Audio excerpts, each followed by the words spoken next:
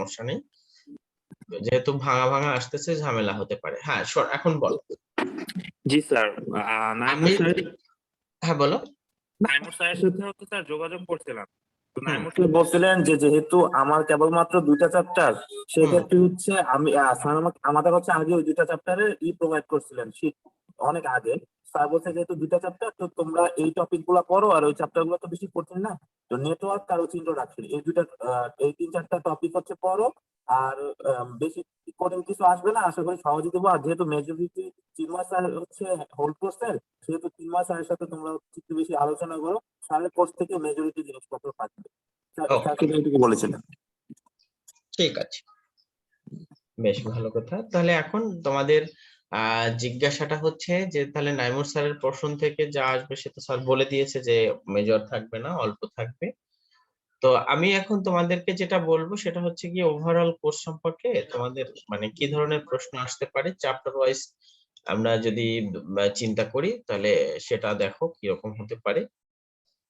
প্রথমে আসো introduction chapter. ঠিক আছে, ইন্ট্রোডাকশন চ্যাপ্টার থেকে আমাদের কিছু ইন্ট্রোডাক্টরি কথাবার্তা ছিল, বিশেষ করে কম্পিউটার কি জিনিস, ডিজিটাল কি জিনিস, অ্যানালগ সিস্টেম কি, দুইটার মধ্যে পার্থক্য কি, ইলেকট্রিক্যাল ডিভাইস কাকে বলে, ইলেকট্রনিক্স ডিভাইস কাকে বলে, এদের মধ্যে পার্থক্য কি, এই কোশ্চেন মানে এই কথাবার্তাগুলি আমরা ইন্ট্রোডাক্টরি ক্লাসে আলোচনা করেছি। কি বলছি বুঝতে পেরেছো?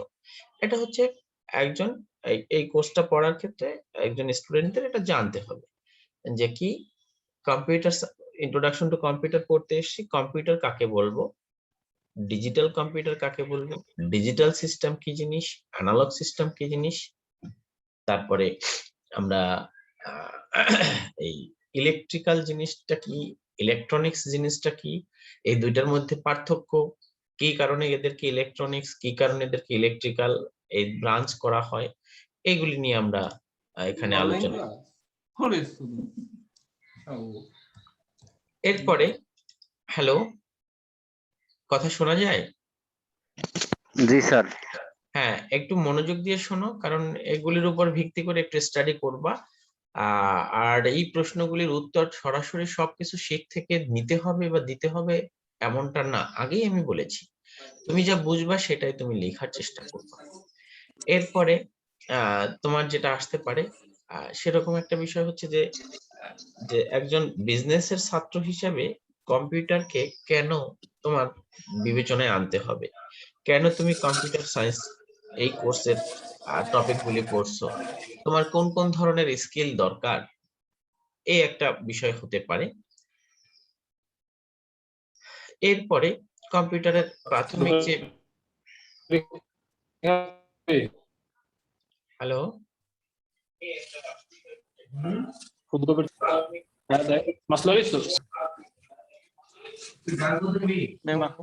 তোমরা এত নয়েজ করতেছো কেন?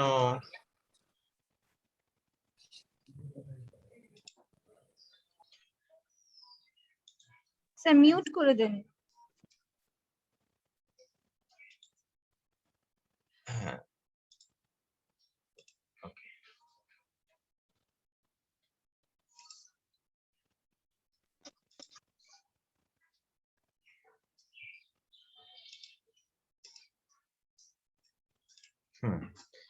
এরপরে যেটা হলো কম্পিউটারের বিশেষ কিছু মানে স্লাইডের মধ্যে প্রথম স্লাইড থেকে যে বিষয়গুলি ছিল যে কম্পিউটারের লিমিটেশন কি, কম্পিউটারের ক্যারেক্টারিস্টিক্স কি, কম্পিউটারের কি কি পার্ট থাকে কম্পোনেন্ট, তারপরে কম্পিউটারের ভিতরের পার্ট গুলির অর্গানাইজেশন কেমন, এইগুলি থেকে শর্টলি একটা ধারণা নিতে হবে। এই গেল প্রথম চ্যাপ্টার থেকে বিষয়গুলি। এরপর নাম্বার সিস্টেম থেকে যদি প্রশ্ন আসে তাহলে অ্যাজ ইউজুয়াল কনভার্সন সিস্টেম আসতে পারে। ঠিক আছে, কনভার্সন সিস্টেম আসতে পারে। তো এরপরে কম্পিউটারের যে বিবর্তন ছিল, আমরা বলছিলাম যে তোমরা ইতিহাস ঘেটে একটু পড়বা, সেখান থেকে একটা কোশ্চেন আসতে পারে যে কম্পিউটারের জেনারেশন কিভাবে পরিবর্তন হয়, কি প্রযুক্তির উপর ভিত্তি করে এক একটা জেনারেশন চেঞ্জ হয়। এরপরে আমরা যদি হার্ডওয়্যার ডিজাইন দেখি, তাহলে হার্ডওয়্যার ডিজাইন চ্যাপ্টার 3, দাঁড়াও তোমাদেরকে আমি শেয়ার করতেছি, এটা স্ক্রিন শেয়ারটা করে নেই।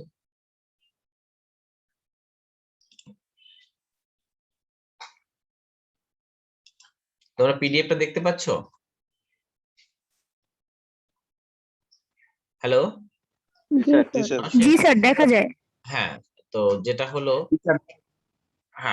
হলো তোমাদেরকে এখন ধরে নাও তুমি একটা কোর্স করেছো, তোমাকে কিছু ইনোভেটিভ কোশ্চেনের উত্তর দিতে হবে। যে তুমি একটা ল্যাপটপ কিনতে চাও, সেই ল্যাপটপের কি কি স্পেসিফিকেশন হওয়া উচিত। কেউ যদি তোমাকে একটা ভুলভাল তথ্য বলে, সেই তথ্যটা সংশোধন করার দরকার কিভাবে। যে ল্যাপটপ কিনতে যাবো, দোকানদারকে গিয়ে বললাম যে ভাই আমাকে 512 GB সিপিইউ দিন বা প্রসেসর দিন, এটা তো ঠিক না। জিবি সাধারণত স্টোরেজের ইউনিট হয়, হার্ডস সাধারণত প্রসেসিং এলিমেন্টের হয়। এগুলি তোমাদেরকে একটু জানতে হবে। এগুলি তোমাদের এই হার্ডওয়্যার স্পেসিফিকেশনের মধ্যে বলা আছে যে কিভাবে কি করব। এরপরে আর একটা বিষয় হতে পারে যে ডিজিটাল সিস্টেমের সুবিধা কি হতে পারে। ডিজিটাল সিস্টেমের সুবিধা কি হতে পারে, তো এটা তোমার পরীক্ষায় আসতে পারে। ডিজিটাল সিস্টেমের বেনিফিট গুলি উল্লেখ করো, কেন আমরা ডিজিটালের দিকে সুইচ করতে যাচ্ছি। এরপরে আইসি, তারপরে মাদারবোর্ড, তারপরে প্রসেসরের অর্গানাইজেশন, এগুলি তোমাদেরকে আসতে পারে। এখানে যেরকম এই আমরা প্রসেসর কিনতে গেলে প্রসেসরের মডেল ফিক্স করব, তারপরে প্রসেসরের স্পিড ফিক্স করব, এরকম কিছু বিষয় আছে। ঠিক আছে, তো এটা তো একটু তোমাদের মাথায় রাখতে হবে যে এখান থেকে বুঝে বুঝে আগাতে হবে। তোমার মুখস্থ করার কিছুই নাই, তুমি নিজে যা বুঝবা সেভাবে লিখবা। তো এখানে মুখস্থ করার ক্ষেত্রে যদি তুমি একটা লোড নাও যে আমি কম্পোনেন্ট গুলি মুখস্থ করব, সরাসরি তো তোমার এই কম্পোনেন্ট এরকম আসবে না, তোমাকে একটু উল্টাই পাল্টাই দেওয়া থাকতে পারে, সেখান থেকে তোমার কারেকশন করে লিখতে হবে। তো যাই হোক, এটা গেল। এরপরে তোমাকে পেরিফেরালের সংজ্ঞা দিতে হতে পারে। পেরিফেরাল কাকে বলে সেটা তুমি বুঝছো কিনা, এই ধরনের কোশ্চেন আসতে হতে পারে। যে পেরিফেরাল কিভাবে তুমি আইডেন্টিফাই করতে পারো, কি কি ধরনের পেরিফেরাল হতে পারে, এই আর কি। তো এখানে মাদারবোর্ডের একটা বিষয় আছে, মাদারবোর্ড কাকে বলবো, প্রসেসরের ভিতরের কম্পোনেন্ট কি আছে, এইগুলি। এই আমি যেগুলি বলছি এগুলি যে সবাই পড়বা, এটা হচ্ছে গিয়ে তোমাদের একটু অ্যাভারেজ বা মডারেট মার্কস পাওয়ার জন্য এই আউটলাইন গুলি বলছি। কিন্তু শতভাগ অ্যান্সার করার জন্য সব টপিক গুলি আয়ত্তে আনতে হবে। এরপরে তোমাদের স্টোরেজ সম্পর্কে আলোচনা করেছি, প্রাইমারি স্টোরেজ বা সিস্টেম স্টোরেজ এবং সেকেন্ডারি স্টোরেজ, এই সম্পর্কে এদের ডেফিনেশন আসতে পারে বা পার্থক্য আসতে পারে। ঠিক আছে, এই এরপরে সিডি ডিভিডির মধ্যে বেসিক পার্থক্য কি সেই সম্পর্কে ধারণা রাখতে হবে। সিডি কেন বেশি জায়গা রাখতে, মানে কম স্পেস হোল্ড করে, ডিভিডি কেন বেশি, এর ব্যাখ্যাটা তোমাদের লিখতে হবে। এরপরে ফ্ল্যাশ ড্রাইভ কিভাবে কি কাজ করে, এই ফ্ল্যাশ ড্রাইভ এগুলি ওরকম লাগবে না। তবে হ্যাঁ, একটা বিষয় লাগবে, ড্রাইভার সফটওয়্যার সম্পর্কে আমাদের ধারণা রাখতে হবে। কতিপয় ইনপুট আউটপুট ডিভাইস সম্পর্কে ধারণা রাখতে হতে পারে। ঠিক আছে, এরপরে তোমাদের একটা প্রশ্ন আসতে পারে এরকম, সফটওয়্যার কেন হার্ডওয়্যারের তুলনায় বেশি দামি, এরকম একটা প্রশ্ন হতে পারে। এরপর তোমাদের প্রোগ্রামিং ল্যাঙ্গুয়েজ দিয়ে তো প্রশ্ন আমি আগে আউট করে দিয়েছি। সফটওয়্যার থেকে কি কোশ্চেন আসতে পারে দেখি। এরপরে তোমাদের আরেকটা বিষয় হতে পারে যে এর বাইরে ওয়ান বাই ওয়ান আগাচ্ছি। সফটওয়্যারের ক্যাটাগরিটা একটু ভালো করে মানে পড়তে পারো যে কি ধরনের সফটওয়্যার আছে, সিস্টেম অ্যাপ্লিকেশনের আবার ভিতরে কিছু এক্সাম্পল সেটা তোমার লাগতে পারে। প্রোগ্রামিং ল্যাঙ্গুয়েজ এখানেও আমাদের রয়েছে, প্রোগ্রামিং ল্যাঙ্গুয়েজ কাকে বলে, প্রোগ্রামিং ল্যাঙ্গুয়েজ লিস্ট করতে বলতে হতে পারে এবং তাদের ক্লাসিফিকেশনটা দিতে হতে পারে, এই আর কি। তো এরপরে এখান থেকে সফটওয়্যারের কপিরাইট, সফটওয়্যার লাইসেন্স, ফ্রিওয়্যার, এগুলি ওপেন সোর্স সফটওয়্যার, এগুলি ডেফিনেশন টাইপের, এগুলি বুঝতে হবে। এবং এই ধরনের মানে প্রশ্ন আসলে তোমরা চেষ্টা করবা যতটা সম্ভব মানে এর এক একটা এক্সাম্পল দিয়ে দিতে, তাহলে এটা প্রোগ্রাম মানে উত্তরটা অনেক সুন্দর হবে। কি বলছি বুঝতে পেরেছো? যদিও আমরা এক্সাম্পল গুলি ক্লাসে ওরকম ভাবে খুব সবগুলির ক্ষেত্রে আলোচনা করা হয়নি বা করলেও মনে থাকবে না, নেই, তো তোমরা এটা কাজ করবা যে এই ধরনের ছোট ছোট ডেফিনেশন যখন করবা তখন এর সাথে এক্সাম্পল অ্যাড করা যায় কিনা এটা একটু দেখবো। ঠিক আছে, সফটওয়্যার সাবস্ক্রিপশন মডেলটা কেমন, এইগুলি আর কি। অপারেটিং সিস্টেমের কাজ কি, ঠিক আছে, অপারেটিং সিস্টেম কিভাবে কাজ করে, এরপরে ডিভাইস ড্রাইভার কিভাবে কাজ করে, ডিভাইস ড্রাইভার না থাকলে কি প্রবলেম হতো, এই আর কি। ইউটিলিটি প্রোগ্রাম সম্পর্কে ধারণা নিতে হবে, ইউটিলিটি প্রোগ্রাম কেন ব্যবহার হয়।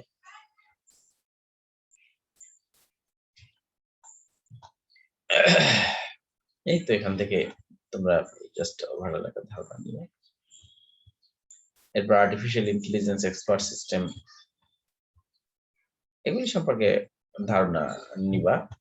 আর্টিফিশিয়াল ইন্টেলিজেন্স কি জিনিস, এক্সপার্ট সিস্টেম কি জিনিস, কোথায় কিভাবে ব্যবহার হয়। এরপরে আসে ইন্টারনেট এন্ড ওয়েব। তোমাদের নাইমুর স্যার নেটওয়ার্কিং পড়িয়েছিল তাই না? হ্যালো, স্যার শুধুমাত্র স্লাইড প্রোভাইড করছিলেন। হ্যাঁ না ওই যে স্লাইড দিয়েছে সেটা আর কি। যাই হোক, তো তোমাদের কি রম পড়িয়েছিলাম, রিড অনলি মেমোরি? তোমাদের মেমোরির মধ্যে সিস্টেম মেমোরির মধ্যে পড়িয়েছিলাম না মেমোরি, জি স্যার। RAM ROM. তো জি স্যার। র্যাম র্যাম এবং রম এর প্রকারভেদটা একটু দেখে নিও, এরকম একটা কোশ্চেন থাকতে পারে, ঠিক আছে। এই যে রম আছে, এই রমের প্রকারভেদটা একটু দেখিও। রমের প্রকারভেদের মধ্যে রয়েছে ইপি রম, পি রম, রম, এগুলি, ঠিক আছে। এই রমের ক্লাসিফিকেশনটা একটু দেখো, র্যামের ক্লাসিফিকেশনটা একটু দেখো, কি কি প্রকার আছে সার্চ করে একটু দেখে নিও। আর যদি তোমরা চাও আমি আলোচনা করতে পারি, এরকম যদি কোশ্চেন আসে তাহলে লিখতে হতে পারে র্যাম রমের পার্থক্য। হ্যাঁ, তো এর বাইরে এখানে দেখো ইন্টারনেট ওয়েব থেকে যেটা আসতে পারে, স্ট্রিট থেকে কিছু এরকম ভাবে জানার জন্যই জানা। রাউটার কাকে বলে, রাউটারের বিষয়টা আসতে পারে, রাউটারের কাজ কি, ইন্টারনেট কিভাবে পাওয়া যেতে পারে, কিভাবে ইন্টারনেট অ্যাক্সেস করা যায়, এই প্রোগ্রামটা একটু আলোচনা নিতে পারে।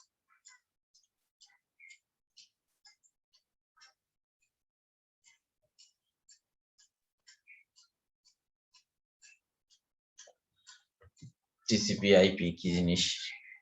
আচ্ছা, এই স্লাইডটা কি আমি তোমাদেরকে আলোচনা করেছিলাম? না স্যার। তাহলে এটা কি বলছিলাম? স্যার এটা আলোচনা করা হয় নাই। তাহলে নাইমুর স্যার এই স্লাইড দিয়েছিল, আমি কি বলছিলাম? আলোচনা না করলে তো এটা তো আমার ওপেন করা ঠিক হয় না। এটা তো আমি বলছিলাম যে নাইমুর স্যার মনে হয় এটা পড়ানো হয়েছে, এই জন্য আমি এটা স্কিপ করে গেলাম। যাই হোক, নাইমুর স্যারের স্লাইডটা কি এটা মানে নেটওয়ার্ক দিয়েছে তাই না? জি স্যার, নেটওয়ার্কিং। তাহলে এটা তো এখান থেকে বাদ, এটা এখান থেকে তাহলে একটু মিস্টেকই হয়ে গেল এই সমন্বয়হীনতার জন্য। যাক, সমস্যা নেই, তোমরা পারবা এখান থেকে তাহলে তোমরা একটা কাজ করো, এখান থেকে সিনক্রোনাইজ অ্যাসিনক্রোনাস কমিউনিকেশনটা একটু আলোচনা করি। সিনক্রোনাইজ অ্যাসিনক্রোনাস কমিউনিকেশনটা হচ্ছে আমি এখন যে তোমার সাথে কথা বলছি না, এটা হচ্ছে রিয়েল টাইম কমিউনিকেশন, এটাকে বলবো আমরা সিনক্রোনাইজ কমিউনিকেশন। এরকম কি কি কমিউনিকেশন হতে পারে? ভিডিও কলিং, হোয়াটসঅ্যাপে ভিডিও কলিং, তারপরে ফেসবুকে ভিডিও কলিং, ফেসবুকে one to one message send করা, এগুলি। আর অ্যাসিনক্রোনাস কমিউনিকেশন হচ্ছে যে তুমি খালি মেসেজ আমার জন্য রেখে দিবা, আমি আমার সময় মতো সেটা দিব, মানে রিয়েল টাইম হবে না, মানে এইটা হচ্ছে অ্যাসিনক্রোনাস কমিউনিকেশন। যেরকম তুমি আমাকে একটা মেইল পাঠিয়ে রাখলা, মেইলটা আমি দেখতেও পারি নাও দেখতে পারি, এটা ডিপেন্ড করবে আমার সময় সুযোগের উপরে, আমি দেখে তোমাকে আমার মতো করে রেসপন্স করে দিব। এই পার্থক্য এখানে। সিনক্রোনাইজ অ্যাসিনক্রোনাস কয়েকটা এক্সাম্পল আছে, voice mail, email, text messaging. আর সিনক্রোনাইজের ক্ষেত্রে face to face, video conferencing, phone voice, instant messaging, chat, এগুলি। আর এখানে যে পার্থক্যটা এই একটা লাইন টেনে দেখানো হচ্ছে, কনভিনিয়েন্সটা আর ইফেক্টিভনেসটা, এই দুইটা জাস্ট ভাইস ভার্সা রিলেটেড। কনভিনিয়েন্সটা বাড়তে থাকবে এদিকে, আর ইফেক্টিভনেসটা এদিকে বেশি থাকবে। ঠিক আছে, তো এরকম একটা পার্থক্য এখানে দেখানো হচ্ছে। ঠিক আছে, যাই হোক এই পার্থক্য এরকম লাগবে না। কমিউনিকেশন এন্ড কোলাবোরেশনের ক্ষেত্রে সিনক্রোনাস কিভাবে কি কাজ করে, এরপরে টেক্সট মেসেজিং এর বিষয়টা কিরকম আছে, শর্ট মেসেজ সার্ভিস এসএমএস যেটাকে বলে এইগুলি। এরপরে তোমার এইখান থেকে একটু ঝামেলাই হয়ে গেল।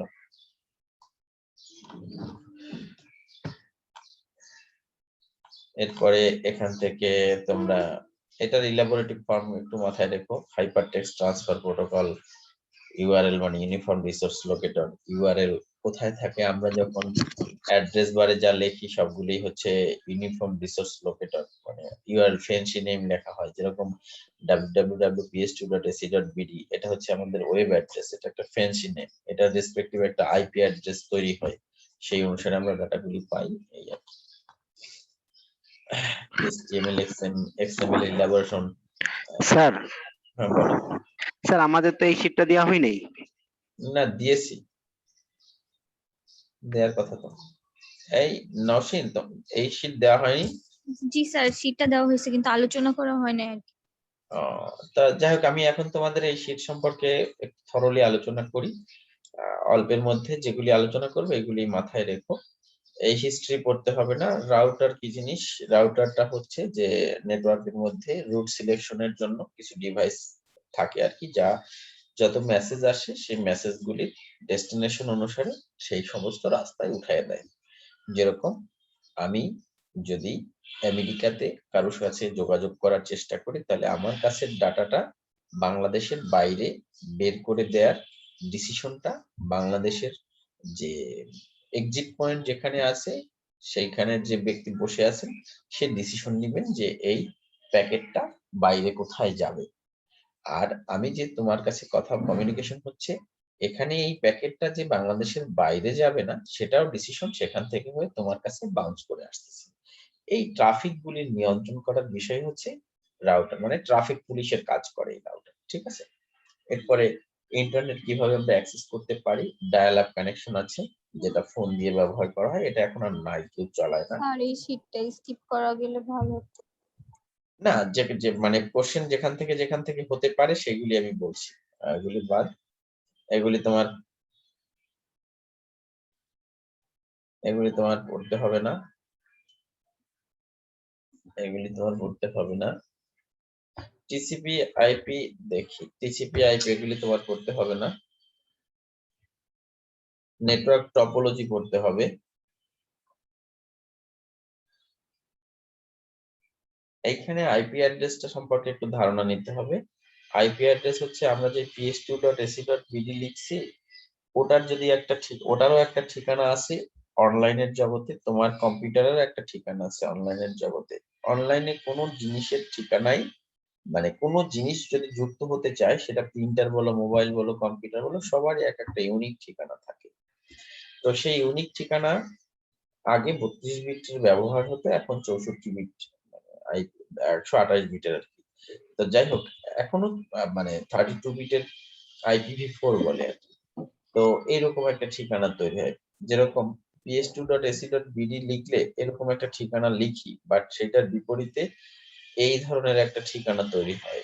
8 বিট করে টোটাল 4টা পোর্শন থাকে, সেই পোর্শনকে একত্রে 32টা বিট মিলে এইটার ঠিকানা হবে। PSTN ঠিক এরকম একটা ঠিকানা আছে। তো এইটাকে বলা হয় আইপি অ্যাড্রেস। ঠিক আছে, আইপি মিন্স ইন্টারনেট প্রোটোকল, আর TCP means transmission control protocol. যাই হোক, এটা ডিটেলস জানার দরকার নেই, এই ইলাবোরেশনটা জানো এখন এই মুহূর্তে জানানোর দরকার। তোমরা নেটওয়ার্ক টপোলজি সম্পর্কে ধারণা আছে কোনো? জি স্যার। জি স্যার। নেটওয়ার্ক টপোলজি সম্পর্কে একটা ধারণা নিও, যে bus topology, star topology, ring topology, mesh topology, এইগুলি তোমরা একটু দেখে নিও। নেটওয়ার্ক আর্কিটেকচার এখানে আর কি দেখানো হচ্ছে।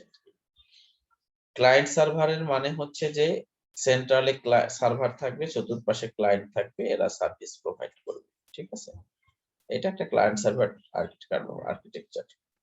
সার্ভিস প্রোভাইডকারী তিনি সার্ভার হিসেবে কাজ করবেন।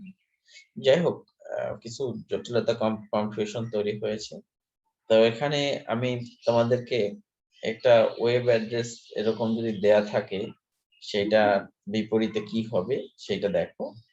প্রোটোকল, এটা ওয়েব সার্ভিস, ওয়েব সার্ভারে থাকবে।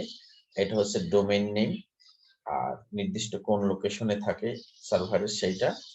আর একটা ওয়েবসাইটে অনেক ফাইল থাকতে পারে, তার মধ্যে নির্দিষ্ট ফাইল আমি কোনটা রিকোয়েস্ট করছি সেটা এখানে থাকতে পারে। তো এগুলি মানে তোমরা একটু দেখে নিও, আসতেও পারে নাও আসতে পারে, ঠিক আছে। তবে সিনক্রোনাস অ্যাসিনক্রোনাস কমিউনিকেশনটা ভালোভাবে করো। প্রোগ্রামিং ল্যাঙ্গুয়েজের লিস্ট তো আগেই পড়তে বলছি। এটা হচ্ছে ওয়েব ডেভেলপমেন্ট রিলেটেড কিছু মানে programming language, Java, JavaScript, ActiveX, Ajax এগুলি। তারপরে ওয়েব মানে প্লাগইনস কাকে বলে, প্লাগইনসটা নিয়ে একটু বুঝতে হবে। প্লাগইনস বলতে বোঝা যাবে তোমরা ইউটিউব কি সহজে ব্রাউজার থেকে ডাউনলোড করতে পারো? করা যায় না, ইউটিউব থেকে সহজে ডাউনলোড করা যায় না। তো ব্রাউজারের মানে ক্যাপাবিলিটি এক্সটেন্ড করার জন্য তাতে প্লাগইনস অ্যাড করতে হয়, যার ফলে ব্রাউজারটা ইউটিউব ডাউনলোড করার মতো সুবিধা দেয়। এরপরে কিছু ভিডিও আছে যা ফ্ল্যাশ প্লেয়ার ইনস্টল না করলে হয় না, তো ফ্ল্যাশ প্লাগইনস অ্যাড করতে হয়। তো এরপরে তুমি অ্যাড ব্লকস করতে চাও, তোমার ব্রাউজার ওপেন করলে আজে বাজে বিভিন্ন ধরনের অ্যাড চলে আসে, সেইটা রিমুভ করতে চাও, তার জন্য তোমাকে প্লাগইনস অ্যাড করতে হয়। এইটা হচ্ছে তোমার একটা ব্রাউজারের বা মানে ক্যাপাবিলিটি এক্সটেন্ড করা, ঠিক আছে। যাই হোক, এই প্লাগইনস সম্পর্কে একটু ধারণা নিবা।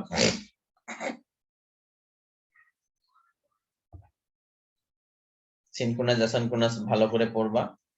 এরপরে তোমাদের এই ওয়েব সংক্রান্ত social networking site, search engine, e commerce site, এইগুলি সংক্রান্ত বেশ কিছু ওয়েব মানে ধারণা থাকতে হবে। যদি তোমাকে বলা হয় কিছু সোশ্যাল নেটওয়ার্কিং এর সাইটের নাম লিস্ট করো, এটা হয়তোবা জানবা। কিছু ই কমার্স, এটাও জানবা। সার্চ ইঞ্জিন, এগুলি জানবা। জাস্ট এগুলি সর্ট আউট করে নিজেদের মতো করে লিখতে হবে, ঠিক আছে। এইটা সরাসরি তোমাদের আলোচনা হয় না, কিন্তু এগুলি তোমাদের লিখতে হবে। সোশ্যাল নেটওয়ার্কিং সাইট কি, এডুকেশন সাইট কি, ই কমার্স সাইট কি, ব্লগ সাইট কি, এরকম কিছু সাইট তোমার এনলিস্ট করতে হবে। 5-6টা করে আসতে পারে, যে এরকম 5-6টা সোশ্যাল নেটওয়ার্কিং সাইট লিখো, ঠিক আছে। ওয়েবসাইটের ইউআরএল লিখে দেবা যদি ঠিকানা জানো। আর যদি ঠিকানা মনে না থাকে তাহলে নাম কি সেটা লিখে দেবা, মানে বুঝতে পারলেই হলো যে তুমি এটা জানো। এরপরে ইন্টারনেটের ব্যবহার সুবিধা, এটা নিজেদের মতো করে তো লিখতেই পারো। তাহলে এই চ্যাপ্টার যেহেতু আমাদের আলোচনা করা হয় না, এইখান থেকে আমি তোমাদেরকে কি কি বললাম গুরুত্ব দিয়ে পড়বা। ইন্টারনেটের ব্যবহার, ওকে। তারপরে কিছু ইন্টারনেট বেস সার্ভিস ওরিয়েন্টেড ওয়েবসাইটের বা সার্ভিস প্রোভাইডকারী প্রতিষ্ঠানের নাম কি, সোশ্যাল নেটওয়ার্কিং, এডুকেশন, ব্লগ, তারপরে ই কমার্স, সার্চ ইঞ্জিন, এগুলি সম্পর্কে কয়েকটা লিস্ট করতে হতে পারে। সিনক্রোনাস অ্যাসিনক্রোনাস কমিউনিকেশন সম্পর্কে তোমাদের একটা ধারণা দিতে হতে পারে, তাদের মধ্যে পার্থক্য আসতে পারে। তারপরে হচ্ছে প্লাগইনস সম্পর্কে একটা ধারণা রাখতে পারে। ওয়েব প্রোগ্রামিং, যেহেতু প্রোগ্রামিং ল্যাঙ্গুয়েজ সম্পর্কে আমরা জানি, এটা সম্পর্কে মানে মোটামুটি একটু ধারণা নিয়ে আসতেও পারে, নাও আসতে পারে, যে ইউআরএলটা কি, ইউআরএল এর কোন কোন পার্ট কি কি নামে পরিচিত, এটা। যাক, এই আর টপোলজি সম্পর্কে ধারণা নিতে হবে, নেটওয়ার্ক টপোলজি, ঠিক আছে। নেটওয়ার্ক টপোলজি, এখান থেকে আর কারো কোনো কোশ্চেন আছে? ও, রাউটার কাকে বলে, রাউটার সম্পর্কে, রাউটার সুইচ, এটা। এরপরে আসো টেলিকমিউনিকেশন।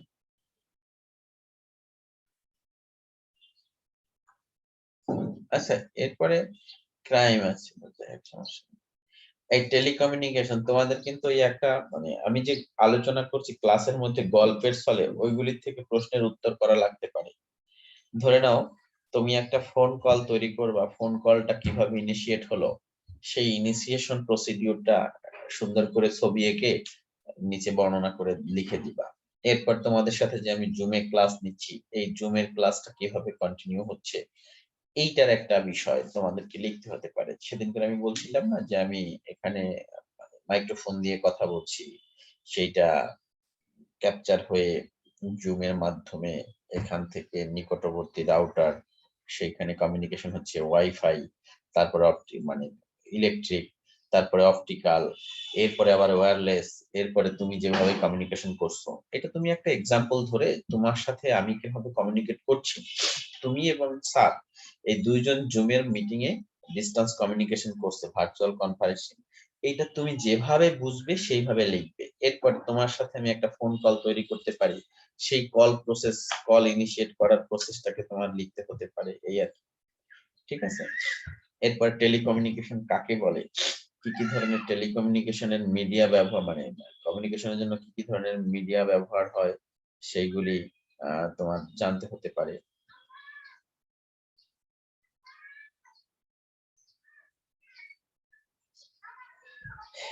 অ্যানালগ ডিজিটাল সম্পর্কে তো আগেই বলছি। এরপরে নেটওয়ার্কিং মিডিয়া গুলি কি কি আছে, কি কি মিডিয়া ব্যবহার করে আমার কমিউনিকেশন হয়, এই ঠিক আছে।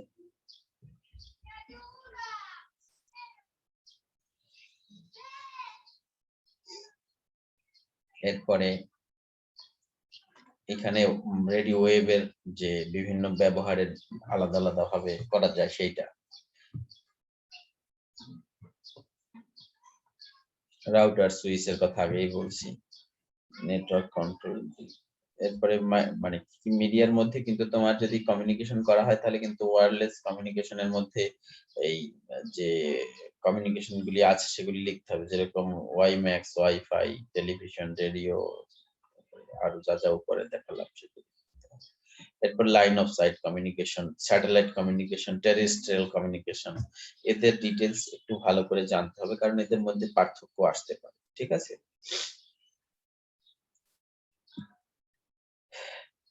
এরপরে এদেরকে কেন সেলুলার নেটওয়ার্ক বলা হয়, ঠিক আছে। বাংলাদেশের কি কি মোবাইল কমিউনিকেশন ছিল এটা দেখতে পারো।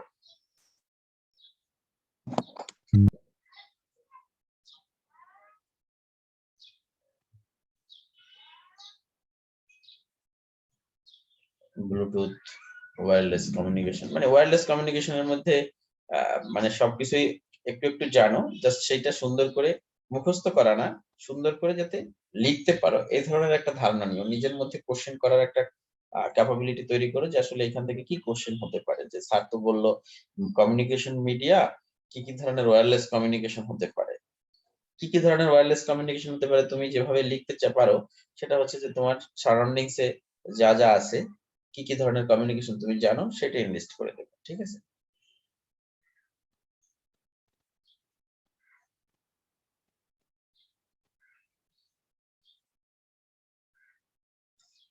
এরপরে ইন্টারনেট আর ইন্ট্রানেট, ভিপিএন, ল্যান, ম্যান, ঠিক আছে, ওয়ান, এগুলি সম্পর্কে একটু জানবা।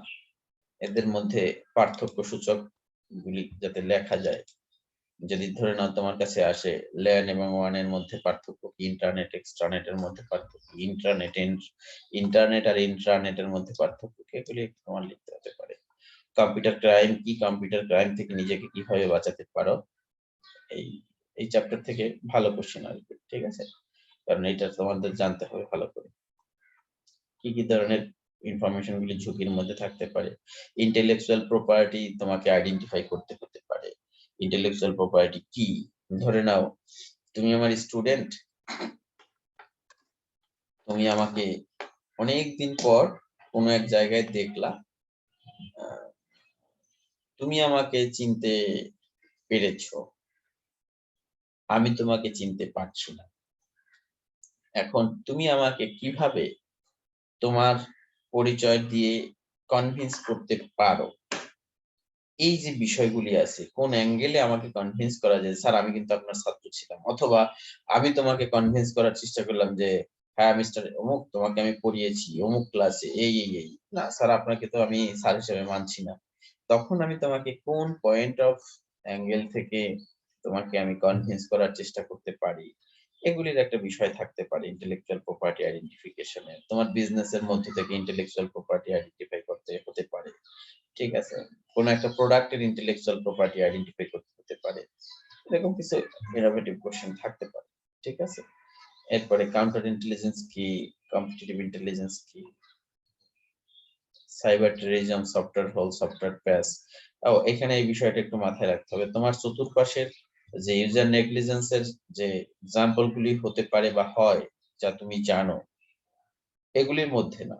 এগুলি তো তুমি করে ধারণা নিতে পারো, কিন্তু তোমার রিয়েল লাইফের কোনো ইনসিডেন্ট যেখানে আসলে ইউজার নেগলিজেন্সের জন্য বা তোমার নেগলিজেন্সের জন্য কোথাও কোনো মিস্টেক হয়েছে, এরকম কিছু এক্সাম্পল দিয়ে প্রশ্নের উত্তর করতে দিতে পারে যে হ্যাঁ, this type of negligence occurred.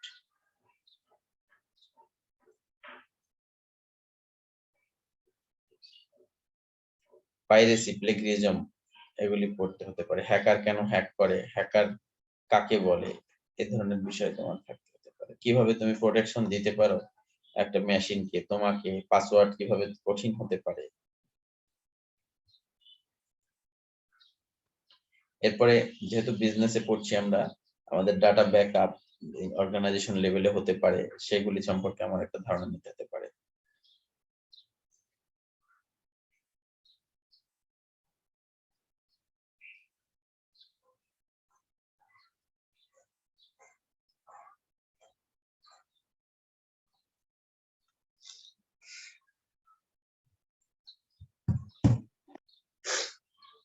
এই তো এখান থেকে মোটামুটি যা হতে পারে, মানে আমি যা বললাম সেগুলির মধ্যে, ভাইরাস, ওয়ার্মস, জম্বিস, মানে এগুলির ডেফিনেশন তোমরা পড়বা।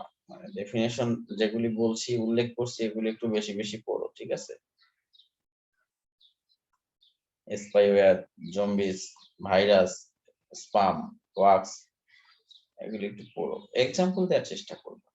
সর্বশেষ তুমি কিভাবে ডিফেন্ড করবা, কিভাবে মানে যে কোনো ধরনের কম্পিউটার ক্রাইম থেকে নিজেকে রক্ষা করতে পারবা, সেই সম্পর্কে একটু ধারণা নিতে হবে। আর তোমাদের চ্যাপ্টার শেষের যে চ্যাপ্টারটা ছিল এন্টারপ্রাইজ কম্পিউটিং, সেটার কোশ্চেন তো আউট করা ছিল। কি কোশ্চেন ছিল? তুমি একটা অর্গানাইজেশন, বলছিলাম না সেদিনকার, তুমি যে কোনো একটা অর্গানাইজেশনের ম্যানেজার বা সিইও, সেই হিসাবে সেই অর্গানাইজেশনের ফাংশনাল ইউনিট তোমাকে আইডেন্টিফাই করতে হবে, ঠিক আছে? এবং এই এন্টারপ্রাইজ কম্পিউটিং এর অ্যাসপেক্টে তুমি কিভাবে তাদেরকে সমন্বিত করবা, তাদের গোল অ্যাচিভ করানোর চেষ্টা করবা, এইগুলি আসলে পরীক্ষা। তো যেটা হলো, তোমাদেরকে আমি অনেক আলোচনা করলাম, অনেক কথাই বললাম। তো এখান থেকে আমি তোমাদেরকে একটা কথা বলি, 3 ঘন্টা পরীক্ষা, তো খুব ঠান্ডা মাথায় কি কোশ্চেনের উত্তর চেয়েছে সেটা বুঝে লিখো। গার্বেজ লিখতে গিয়ে টাইম কিল করে ফেলো না।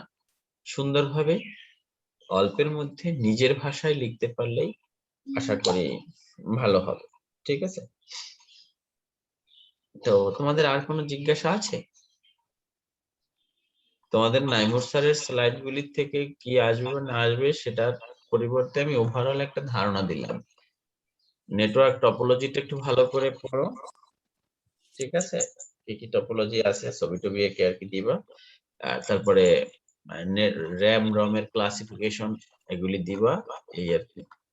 আর বাকি আমারগুলি করলেই হবে। আর স্যারেরটা যদি দেখো, স্যারের স্লাইড গুলি তো আমার কাছে নেই, থাকলে আমি তোমাদেরকে আউটলাইন করতে পারতাম, ঠিক আছে? যেহেতু নেই আমার কাছে, সেক্ষেত্রে যেভাবে আমি বললাম, আউটলাইন দিলাম, সেভাবে করলে মোটামুটি একটা স্ট্যান্ডার্ড পরীক্ষা দিতে পারবো। হ্যাঁ বলো। হ্যালো স্যার, নাইম স্যার তাহলে শুধু নেটওয়ার্কিং ছিল স্যার, ওখান থেকে স্যার এই টপোলজি আর র্যাম রোম এ সম্পর্কে একটু ধারণা রাখলে হবে স্যার? হ্যাঁ হ্যাঁ, ওখান থেকে এরকম করলেই হবে। আর ডিটেলস পড়তে চাইলে পড়তে পারো, সমস্যা নেই। পড়তে চাইলে অবশ্যই পড়তে পারো। আর তো তোমাদের মানে আমি আসলে জানি না স্যার কি কোশ্চেন করেছে, তবে এখান থেকে এরকম কোশ্চেনই আসতে পারে আর কি। তবে নেটওয়ার্ক টপোলজিটা ভালো করে পড়ো, আর RAM ROM classification, digital analog, এইগুলি পড়ো। আমি তো তোমার স্যারের স্লাইড দেখিনি, তাই বলতে পারছি না। তোমাদের আর কোনো জিজ্ঞাসা আছে? না স্যার।